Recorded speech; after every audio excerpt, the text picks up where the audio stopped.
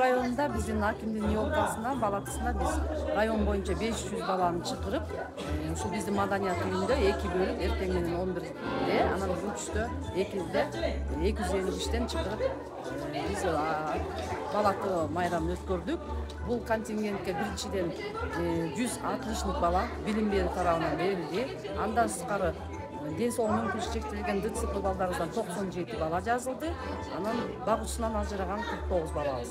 Андан сырткары түштөн кийинкиге биздин Афган согушунун, Баткен согушунун, Ташгалган чек арасындагы жоокерлердин 7-апрелдеги биздин батырларыбыздын үй бүлөлөрү менен, андан сырткары үй бүлөлүк оор кырдаалда калган, зомбулукка калып калган үй бүлөлөрдүн балдары, андан сырткары акимдин атына жана президенттин атына кайрылуулар менен жазылган окуучуларыбыз катышты. Биз Кулёкто болсо биздин Кумтөр ишканасы каржылады 500 балага.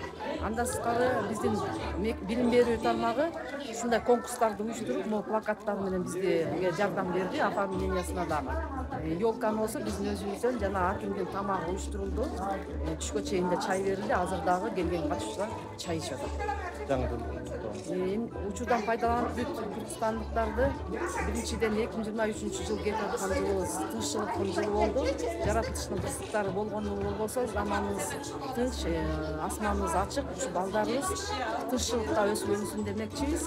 Келе жаткан жаңы жыл болсо Кыргыз Республикасынын, кыргыз эли үчүн өнүгүүнүн, өсүүнүн, тынччылыктын, биримдиктин, ынтымактын жылы болсун. Ошонун ичинде биздин түп эли дагы ынтымактуу болсо, биримдикте болсо жана өсүп өнүгүүнүн жылы болгондой биздин Түп районунда дагы баардык ачылыштар, жакшылыктар, балдар үчүн түзгөн шарттар, мектептер курулуп, бала бакчалар ачылсын деп, баарыңыздарга ынтымак, ден соолук, жаңы жылыбыз ак жолтой жакшы жылдардан болсун.